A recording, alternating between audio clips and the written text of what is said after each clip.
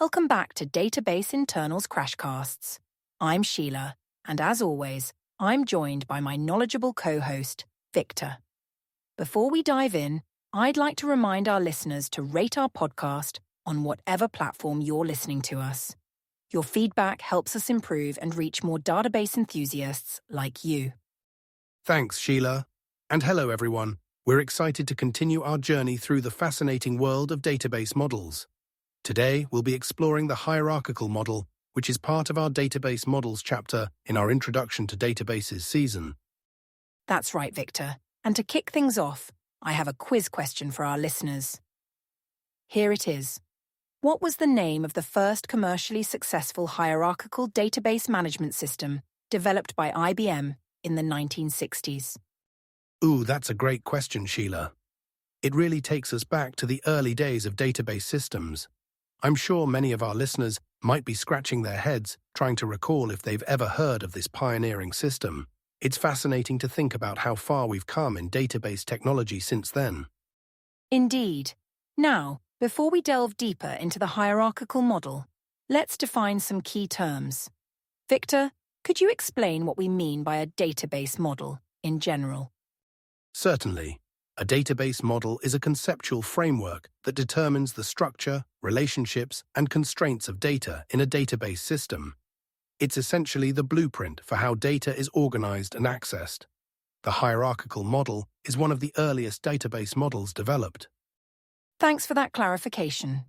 So, let's start with the basics of the hierarchical model. From what I understand, it organizes data in a tree-like structure. Is that correct? That's a great starting point, Sheila. You're absolutely right. The hierarchical model indeed organizes data in a tree-like structure. Imagine it like a family tree, where each piece of data is connected in a parent-child relationship. Oh, I like that analogy. So in this family tree, would the parent be at the top, with children branching out below? Exactly. In the hierarchical model, there's a single root element at the top, which can have multiple child elements below it.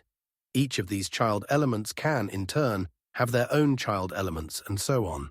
However, it's important to note that each child can only have one parent. I see. So it's like a strict family tree where you can't have two parents. That seems quite limiting. Were there any advantages to this model when it was first introduced? Absolutely. When the hierarchical model was introduced, it offered several advantages. First, it was very efficient for certain types of queries, especially when you needed to access data following the parent-child relationships.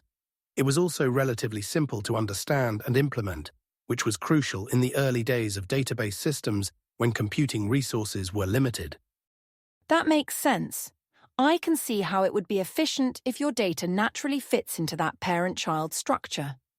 Can you give us an example of a real-world application where the hierarchical model was used?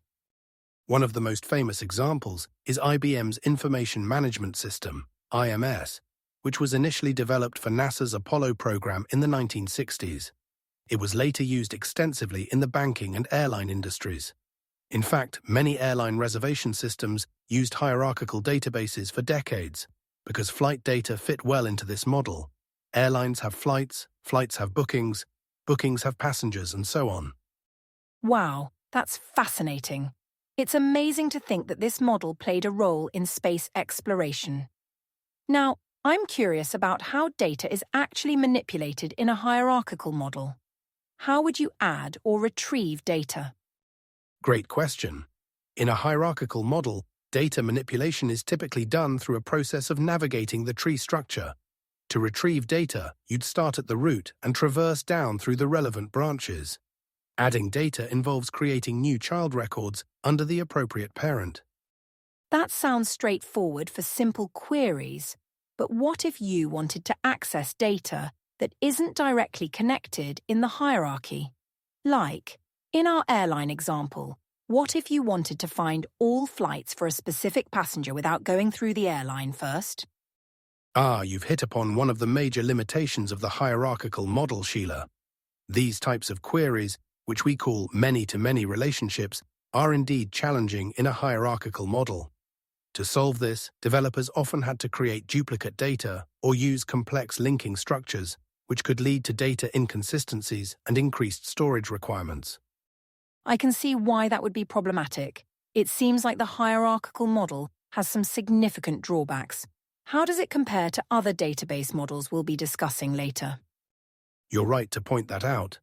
Compared to more modern models like the relational model, which we'll cover soon, the hierarchical model is less flexible and has limitations in representing complex relationships.